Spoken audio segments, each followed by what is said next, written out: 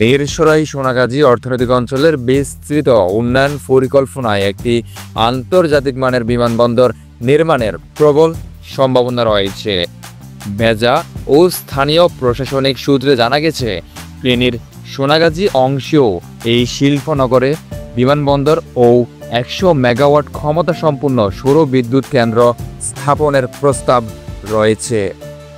অর্থনৈতিক অঞ্চলের মাস্টার প্ল্যানে উল্লেখ রয়েছে, এটি শুধু স্থানীয় নয়, বরং দক্ষিণ পূর্বাঞ্চলের আঞ্চলিক সংযোগ টাইপের একটি বহুমুখী বিমান যোগাযোগ কেন্দ্র হিসেবেও বিবেচিত হবে।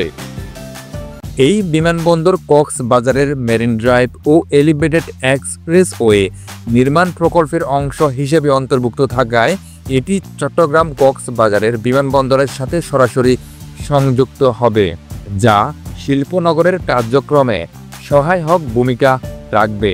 যদিও এর জন্য প্রকল্পটি এখনও সংকলন ও পরিকল্পনা পর্যায়ে রয়েছে, তবে বাস্তবায়নের পর এটি অর্থনৈতিক অঞ্চলের সার্বিক সক্ষমতাকে ব্যাপকভাবে সম্প্রসারিত করবে, বিশেষ করে আঞ্চলিক বাণিজ্য ও শিল্প বিনিয়োগে। পরবর্তী আপডেট পেতে আরমবের সাথেই থাকুন। ধন্যবাদ।